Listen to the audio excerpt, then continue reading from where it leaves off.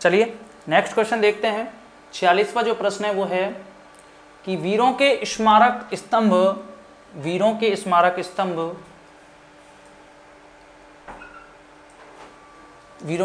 स्तंभ स्थान कहाँ पर स्थित हैं। ठीक है, और ये यांत्रिक डिग्री परीक्षा 2016 में पूछा था कि वीरों के स्मारक स्तंभ कहाँ पर स्थित हैं। तो आपको जवाब देना है भचूंडला जो जगह है। कौन सी जगह है? भचूंडला। ये जगह कहाँ पर पड़ती है? प्रतापगढ़ में। और प्रतापगढ़ में ये अरनोद तहसील में ये जगह है। प्रतापगढ़ में अरनोद जो तहसील है, ठीक है, वहाँ पे ये भचूंडला नामक स्थान है। चित्तौड़गढ़ से अलग हुई थी ये तहसील, पहले चित्तौड़गढ़ में थी, बाद में प्रतापगढ़ में दे दी गई थी। तो वहाँ पे ये जगह है जिसे वीरों के स्मारक स्तंभ के नामक स्थल के नाम से जाना जाता है। ठीक है, अच्छा, इसके बाद जो प्रश्न है वो इस तरह से है, देखें।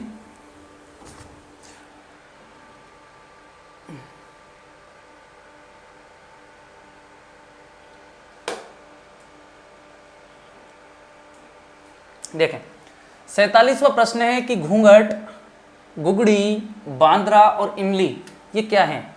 ठीक है, घूंघट, गुदड़ी, बांद्रा और इमली क्या हैं। तो इस तरह का प्रश्न भी कई बार पूछ ले जाते हैं। जैसे पटवार परीक्षा में एक प्रश्न पूछा था कि नुसरत, नागपली और गजक ये क्या हैं। उसमें दिया गया था कि मेवाड़ क्षेत्र में चलने वाली प्रचलित मिठाइयाँ हैं, या फिर कोई कर व्यवस्था थी, या फिर ये कोई ओढ़नी के प्रकार थे, या फिर ये किसी दुर्ग में रखी हुई तोपें हैं। तो ध्यान रखना, ये इस तरह का प्रश्न यहाँ पे ये है कि घूंघट, गुगड़ी, बांद्रा, इमली ये क्या है। तो ध्यान रखना, घूंघट, गुगड़ी, बांद्रा और इमली ये बुर्ज हैं जो तारागढ़ के किले में है।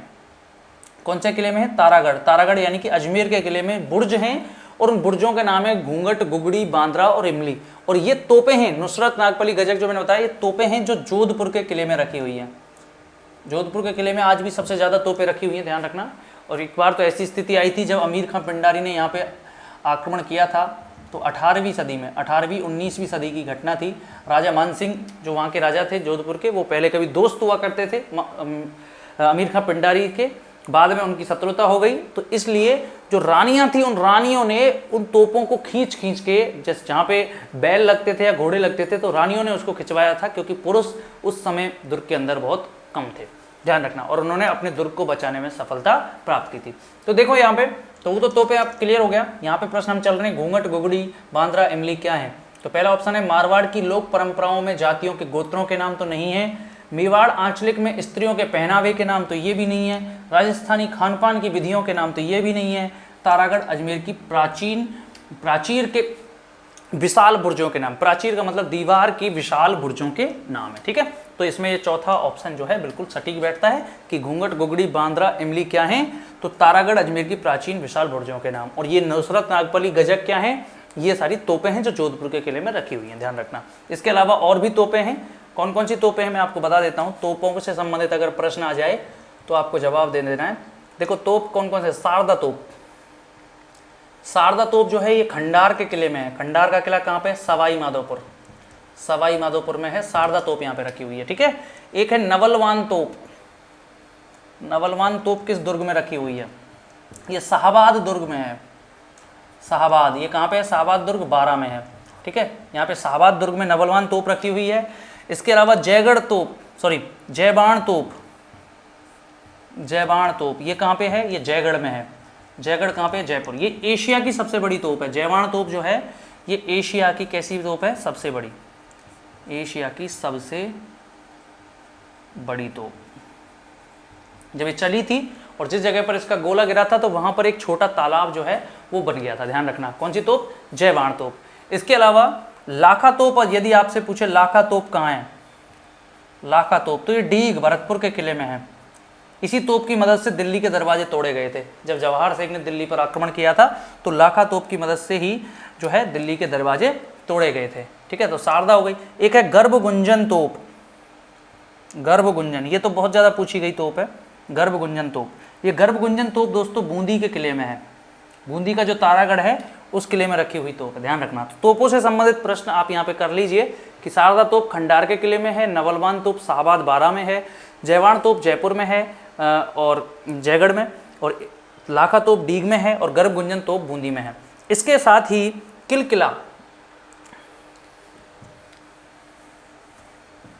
इसके साथ ही किलकिला, शंभू बाण और गजनी खां, ये भी कुछ प्रसिद्ध तोपें हैं। और ये सारी तोपें कहाँ पे हैं? मेहरानगढ़ में है। मेहरानगढ़ यानी कि जोधपुर के किले में है। और नुसरत नागपली गजक भी कहाँ है? मेहरानगढ़ के किले में है। ठीक है दोस्तों, चलिए तो ये प्रश्न हमारा हल हो जाता है, हालांकि एक्स्ट्रा बता रहा था मैं आपको। चलो 48वें प्रश्न पे चलते हैं। 48वां प्रश्न है कि झालरा पाटन, झालरा पाटन कहाँ पड़ता है? झालावाड़ में। ठीक है, यहाँ पे नवल खां दुर्ग की नींव किसने रखी थी? ठीक है, तो यहाँ पे नवल खां दुर्ग है कहाँ पे? झालरा पाटन में। और इसकी नींव किसने रखी थी? तो यहाँ का जो राजा था उसका नाम था पृथ्वी सिंह। क्या नाम था दोस्तों? पृथ्वी सिंह। इस पृथ्वी सिंह ने नवल खां जो दुर्ग है इसकी नींव रखी थी। 1857 की क्रांति के समय जो है यही राजा हुआ करता था पृथ्वी सिंह। और इस पृथ्वी सिंह से तात्या टोपे ने जो है झालावाड़ का जो किला था वो जीत लिया था। ठीक है, इसलिए इसने नवल खां दुर्ग की नींव रखवाई थी, ध्यान रखेंगे आप। ठीक है, तो नवल खां दुर्ग की नींव किसने रखी? तो वो पृथ्वी सिंह था, जो झाला जालिम सिंह के वंशजों में से था। और 1857 की क्रांति में तात्या टोपे से पराजित हो गया और झालावाड़ छोड़ करके इसने झालरा पाटन में ये नवल खां जो दुर्ग है इसकी नींव रखवाई थी। ठीक है दोस्तों, इस तरह से ये प्रश्न हमारे यहाँ पे सॉल्व हुए हैं। अगले प्रश्न की तरफ चलते हैं।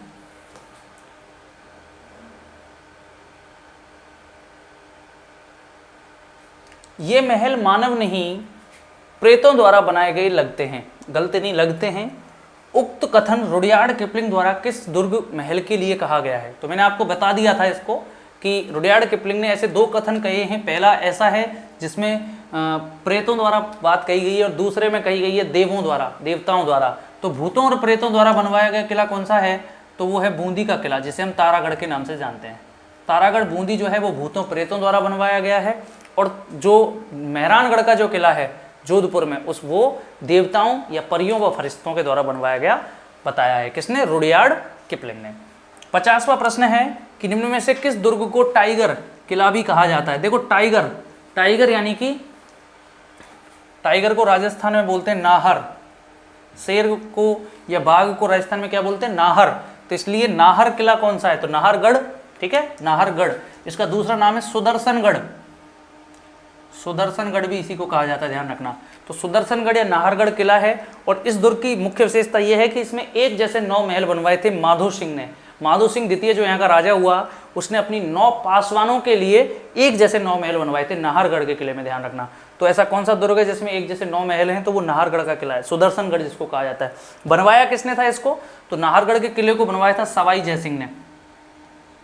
सवाई जयसिंह ने बनवाया था। और क्यों बनवाया था? मराठों के संभावित आक्रमणों से बचने के लिए, क्योंकि यदि कभी मराठे यहाँ पे उत्तर भारत में आक्रमण करते हैं तो ऐसी स्थिति में मेरे जो वंशज हैं वो कैसे सुरक्षित रहेंगे। तो तीनों किलों को जुड़वा दिया था। जो सबसे पहला जो किला था नीचे देखो ये पहाड़ी है, इस तरह से ये पहाड़ी है। तो पहली पहाड़ी जो है सबसे छोटी उस पर बना है आमेर का किला। उसके जस्ट ऊपर जो पहाड़ी है उस पर बना है जयगढ़ का किला। और जो सबसे ऊंची जो पहाड़ी है उस पे जो बना है वो है नाहरगढ़ का किला। ठीक है, ये तीनों किले आपस में जुड़े हुए हैं। और जयगढ़ और आमेर तो सुरंग के द्वारा जुड़े हुए हैं। यहाँ पे एक सुरंग है, अब तो हालांकि ये बीच में ही खुल जाती है, पहले पूरी जाती थी ये सुरंग। और जयगढ़ दुर्ग की एक विशेषता है कि इसमें तोप खाना था। ठीक है, जयगढ़ दुर्ग की क्या विशेषता है? कि तोप खाना, कि राजस्थान का ऐसा कौन सा दुर्ग है जिसमें तोप खाना था? तो वो जयगढ़ था। ठीक है, इसी में तोप बनवाई जाती थी। और तोप बनाने का काम यहाँ मानसिंह ने शुरू किया था, क्योंकि मानसिंह मुगलों के साथ काबुल और लाहौर की यात्रा पर गया था, तो उसे तोप बनाने का काम वहाँ पे उसने सीखा था और उसने यहाँ पे तोप बनाने का काम शुरू करवा दिया था। इसलिए यहाँ पर रातों दिन तोप बनाने का काम चलता था और यहाँ पे किसी व्यक्ति को जाना नहीं दिया जाता था। इसलिए इसे रहस्यमयी दुर्ग भी कहते थे जयगढ़ के किले को। और इस पर आग जलती दिखती थी रात के समय, तो इसलिए इसे चिल्ल का टीला भी कह दिया गया। जयगढ़ के दुर्ग को क्या कह देते थे? चिल्ल का टीला। क्लियर है? तो जयगढ़ के दुर्ग को इन नामों से भी जाना जाता था। ठीक है दोस्तों, तो टाइगर किले के नाम से किसे जाना जाता है? नाहरगढ़ के किले को जाना जाता है। चलिए आगे हम चलते हैं।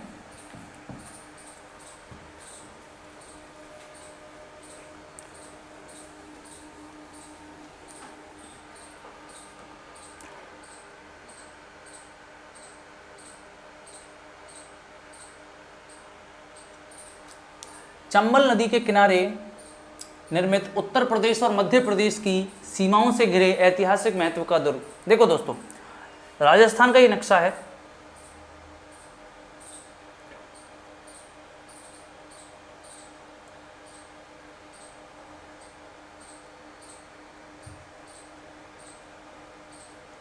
इस तरह ही राजस्थान का दुर्ग है, राजस्थान का नक्शा है इस तरह का थोड़ा सा, ठीक है। और इसमें ये जो हिस्सा है यहाँ पे उत्तर प्रदेश पड़ता है और यहाँ पर मध्य प्रदेश पड़ता है, इसी तरह का है। यहाँ पे हरियाणा है और यहाँ पे पंजाब है, इधर पाकिस्तान है और इधर आपके गुजरात है। इस तरह से राजस्थान है हमारा, ठीक है। तो यहाँ पे प्रश्न कर रहा है कि चंबल नदी के किनारे उत्तर प्रदेश और मध्य प्रदेश की सीमाओं से, तो यानी कि उत्तर प्रदेश ये हो गया और मध्य प्रदेश यहाँ हो गया, तो इनकी सीमाओं पे जो जिला लगता है उसका नाम है दोस्तों धौलपुर। पहली बात तो ये याद रखना आप, ठीक है। कौन सा है? धौलपुर। और धौलपुर का जो किला है उसका नाम मैंने आपको बताया था, शेरशाह सूरी ने बदल के क्या कर दिया था? शेरगढ़। इसलिए ये उसका जो सही जवाब होगा वो कौन सा होगा? शेरगढ़ का किला, ठीक है। ये शाहबाद दुर्ग कहाँ है? 12 में। दौसा का किला, अच्छा दौसा के किले में से एक प्रश्न आ सकता है कि दौसा के किले की आकृति कैसी है? सूप या छाजले के समान जो आकृति वाला किला है वो दौसा का है, ध्यान रखना, ठीक है। निकुंभ क्षत्रियों ने इसका निर्माण कराया था। चलिए 52वां जो प्रश्न है वो देख लेते हैं अगला।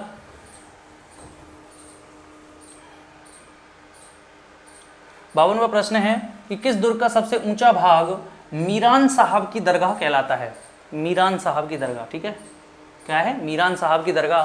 तो दोस्तों मीरान साहब की दरगाह कहलाता है कौन से दुर्ग का ऊंचा भाग? तो आपको मैं बताऊं, मीरान साहब जो हैं, मीरान साहब ये अजमेर के गवर्नर बनकर आए थे, अजमेर के गवर्नर थे। मुगलों ने अजमेर के गवर्नर के रूप में यहाँ पे नियुक्त किया था।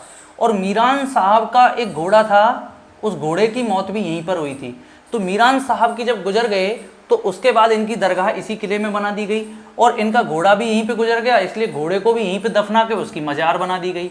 तो मीरान साहब की दरगाह और घोड़े की मजार किस किले में है? तो वह किला कौन सा हुआ? अजमेर का ही किला हुआ। तो अजमेर के किले को किस नाम से जाना जाता? तारागढ़। तो तारागढ़ दुर्ग अजमेर, ना कि तारागढ़ दुर्ग बूंदी, ठीक है, ये मत देना, तारागढ़ दुर्ग अजमेर। इसके अलावा अजमेर में और भी किला है, टौड़गढ़। ये जो टौड़गढ़ का किला है ये कर्नल टौड़ के यहाँ पे विशेष रूप से रहे थे और उनके लिए बनवाया था अंग्रेजों ने, इसलिए इसे टौड़गढ़ के नाम से जाना जाता है। यहाँ पे एक पर्वत चोटी भी है टौड़गढ़ नाम से, ध्यान रखना, जिसकी ऊंचाई है 873 मीटर या 874 मीटर ऊंचाई है उसकी। सॉरी, तारागढ़ की है 874, तो तारागढ़ की है 874, टौड़गढ़ या गोरम जी की 934 मीटर है, ठीक है, 934, ध्यान रखना। 52 प्रश्न हमारे हो चुके हैं। अगले हम प्रश्न की तरफ चलते हैं। अगला प्रश्न क्या पूछ रहा है हमसे? जगत शिरोमणि मंदिर, जगत शिरोमणि मंदिर किस दुर्ग के उत्तर पश्चिम में स्थित है? तो ऐसा कौन सा दुर्ग है जिसके उत्तर पश्चिम में, देखो ये जयपुर है और जयपुर से आप चलेंगे आमेर की तरफ, इस साइड में आपको एक किला दिखेगा, ठीक है। इस साइड में जो किला है इस पे चढ़ेंगे आप, तो इसके उत्तर पश्चिम में एक जो है मंदिर बना हुआ है। इसके अंदर भी एक मंदिर है, घुसते ही मेन गेट से अंदर घुसेंगे तो यहाँ शिला माता का मंदिर है, शिला देवी का। इसके अलावा एक दूसरा मंदिर भी बना हुआ है जगत शिरोमणि का। और ये जगत शिरोमणि मंदिर क्यों है? देखो मैं आपको बता देता हूँ, मान सिंह के बेटे का नाम था जगत सिंह, जो सबसे बड़ा बेटा था। और मैं आपको बता चुका हूँ कि शिला देवी जब यहाँ आई थी, शिला देवी को जब यहाँ लेके आए थे तो जमवाय माता नाराज हो गई थी, और जमवाय माता नाराज हो गई थी तो इसलिए मानसिंह के सभी बेटे मारे गए थे बंगाल अभियान पर, जिनमें जगत सिंह भी था। अब जगत सिंह सबसे बड़ा था, प्रिय था, इसलिए जो मानसिंह था उसकी रानी थी कनकावती। तो मानसिंह की रानी कनकावती ने जगत शिरोमणि माता का मंदिर यहाँ पे बनवाया था, ठीक है। तो जगत शिरोमणि माता का मंदिर जो है वो कहाँ पे मिलेगा? आमेर के किले में, क्लियर है। तो कनकावती, क्योंकि देखो जो इसमें ऑप्शन है सज्जनगढ़ दुर्ग, ये अपने उदयपुर में पड़ता है। अचलगढ़ दुर्ग ये आपके कहाँ पड़ता है? अचलगढ़ सिरोही में पड़ता है। और तारागढ़ दुर्ग ये बूंदी और अजमेर में पड़ते हैं। तो वहाँ तो इनका अधिकार था ही नहीं, इनका अधिकार केवल आमेर के दुर्ग पर था। अच्छा एक चीज़ और याद रखना, अगर इसमें ऑप्शंस में जयगढ़ और नाहरगढ़ अगर आ जाएं तो भी हमको आमेर करना है। क्यों? क्योंकि जयगढ़ और नाहरगढ़ तो बाद में बनवाए गए थे सवाई जयसिंह और मिर्जा राजा जयसिंह के द्वारा, ठीक है। आमेर दुर्ग का निर्माण केवल किसने कराया था? मानसिंह ने। तो मानसिंह की रानी ने इस मंदिर का निर्माण कराया था, ठीक है। तो इस तरह से आप इसका जवाब क्या देंगे? आमेर का किला, ठीक है दोस्तों। चलिए आगे हम चलते हैं।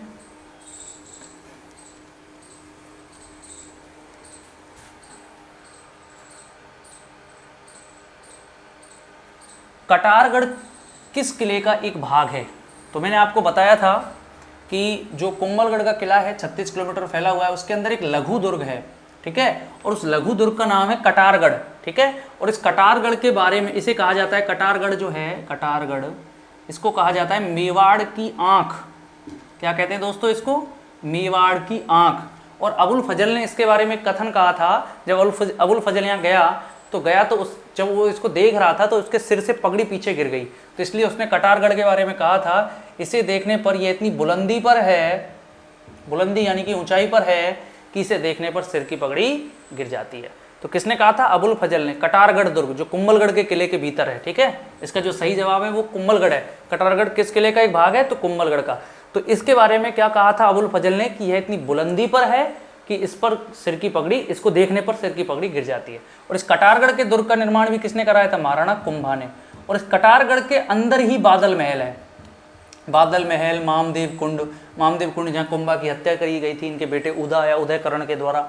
बादल महल जिसमें कुंभा मुख्य रूप से रहा करते थे। और इसी बादल महल में 10 मई 1540 को महाराणा प्रताप का भी जन्म हुआ था। किसमें? कटारगढ़ के अंदर बादल महल के भीतर, ठीक है, याद रखेंगे। तो कटारगढ़ किस किले का एक भाग है? तो आप क्या जवाब देंगे दोस्तों? कुंभलगढ़। बिल्कुल खड़ी ऊंचाई वाला है वो है ये, इसलिए इसे कटारगढ़ कहते हैं। अब चूंकि ये बहुत ऊंचा है इसलिए इसे पूरा मेवाड़ का बहुत बड़ा हिस्सा इससे दिख जाता है, इसलिए इसे मेवाड़ की आंख भी कह देते हैं, ठीक है। चलिए आगे हम चलते हैं। तारागढ़ किले के 3 दरवाजे हैं, जिनमें से एक का नाम तो है लक्ष्मी पोल भाई साहब, और अन्य 2 के क्या नाम है ये पूछना चाह रहा है। तो अन्य के नाम हैं, जैसे ऑप्शन दिए हैं, राम पोल और सूरज पोल, गरुड़ पोल, चंद्रा पोल, सूरज पोल, चंद्र पोल, फूटा दरवाजा और गागुड़ी की फाटक। दोस्तों ध्यान रखेंगे कि तारागढ़ किले के जो अन्य दरवाजे हैं उनमें राम पोल और सूरज पोल जो हैं ये अन्य नाम हैं इसके। एक तो लक्ष्मी पोल है, राम पोल है और सूरज पोल। इसमें 3 दरवाजे हैं टोटल। कौन से किले में? तारागढ़ के किले में। क्लियर है दोस्तों? ये तारागढ़ कौन सा है? अजमेर वाला, ध्यान रखना, अजमेर के तारागढ़ में। चलिए 55 प्रश्न हमने हल कर लिए हैं।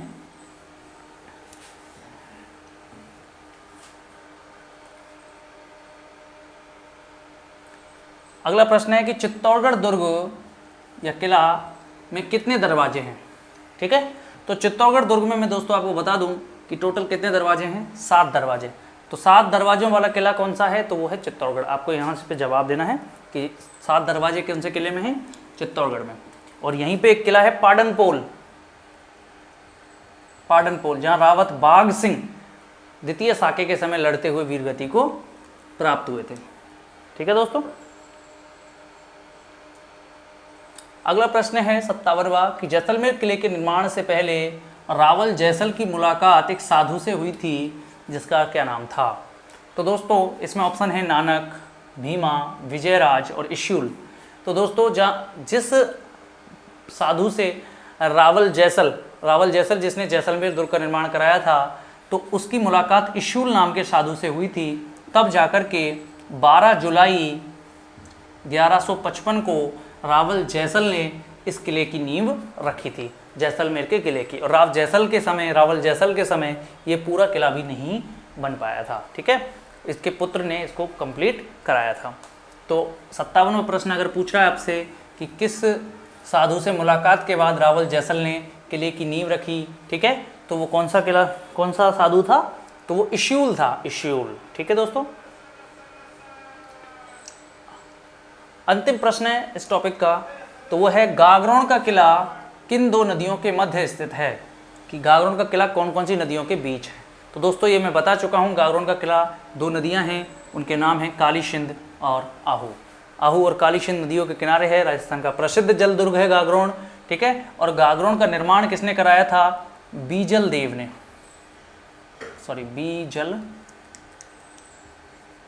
बीजल देव। ठीक है, ये डोड राजपूत थे, डोड राजपूत, इसलिए इसे डोडगढ़ भी कहा जाता है, डोडगढ़ या धूलरगढ़ भी कहा जाता है इसको, धूलरगढ़। इसके अलावा इसे मुस्तफाबाद कहा था, मुस्तफाबाद इसका नाम किसने परिवर्तित किया? महमूद खिलजी फर्स्ट ने इसका नाम बदल करके मुस्तफाबाद किया था। और इस गागरेन के किले में 2 साके हुए थे, ध्यान रखना। पहला साका 1423 में हुआ था और दूसरा 1444 में। पहला अचलदास खींची यहाँ के राजा हुआ करते थे, और दूसरे में इस अचलदास के बेटे पालहड़ सी यहाँ के राजा हुआ करते थे। ये महमूद खिलजी फर्स्ट के साथ इसका संघर्ष हुआ था 1423 में, ठीक है, सॉरी, जो फर्स्ट में इसका जो संघर्ष हुआ था 1423 में, वो किससे हुआ था? अलप खां गौरी या होशंग शाह से हुआ था। और 1444 में महमूद खिलजी फर्स्ट से इनका संघर्ष हुआ था। और महमूद खिलजी फर्स्ट ने इस युद्ध को जीत करके इसमें कोर्ट का निर्माण कराया था, और उस तब इसका नाम बदलकर क्या कर दिया गया था? मुस्तफाबाद कर दिया गया था। पहला किसने जीता था 1423 में? हुसैन शाह या होशंग शाह ने इसको जीता था, ध्यान रखना आप, ठीक है। तो इस तरह से गागरोन का किला हमारा पूरा हो जाता है। गागरोन के किले में और मैं एक चीज़ बता दूं कि गागरोन का किला ऐसा है जो पूरी तरह से कैसा है? बिना नींव वाला, बिना नींव वाला किला, ठीक है। अच्छा, कुछ किलों की आकृति पूछ लेता है कि कौन से किले की कैसी आकृति है, तो एक बार मैं बता देता हूँ। सूप या छाजले के समान आकृति, सूप या छाजले के समान आकृति तो दौसा का किला है दोस्तों, ध्यान रखना, ठीक है। वेहेल मछली के समान आकृति पूछे तो चित्तौड़ का किला है जो वेहेल के समान फैला हुआ है। अगर आपसे मोर के समान या भारत के नक्शे के समान पूछे, भारत के नक्शे के समान, तो जोधपुर का है। मेहरानगढ़ है जो मेहरानगढ़, इसकी आकृति कैसी है? भारत के नक्शे के समान या मोर के समान, ठीक है। अच्छा, अगर इसमें से और प्रश्न करता है तो इस तरह से पूछ सकता है। इसी तरह यदि अंगड़ाई लेते हुए शेर के समान पूछे, अंगड़ाई लेते हुए शेर के समान, सिंह के समान, तो आपको जवाब देना है जैसलमेर का किला, ठीक है। इस तरह से ये जो प्रश्न है ये आपकी आकृतियों से संबंधित है, विभिन्न किलों की आकृति। अगर ऐसे पूछे आपसे कि कौन से किले के बारे में कथन कौन सा कहा गया है, तो कई कथन हैं। जैसे अगर पूछे कि कुफ्र का गढ़ आज इस्लाम का घर हो गया, तो दोस्तों ये रणथंभौर के किले के बारे में कथन था। कुफ्र का गढ़, जब अमीरदेव चौहान पराजित हो जाते हैं और वीरगति को प्राप्त हो जाते हैं, तो अलाउद्दीन खिलजी कहता है कि कुफ्र का गढ़ आज इस्लाम का घर हो गया। अमीर खुसरो इसे अपनी पुस्तक खजाइन उल फुतू में क्या कर लेता है? लिपिबद्ध कर लेता है। चलिए दोस्तों, इसी के साथ हम इस टॉपिक का समापन करते हैं। मिलते हैं अगले वीडियो में अगले टॉपिक के साथ। बहुत बहुत धन्यवाद दोस्तों।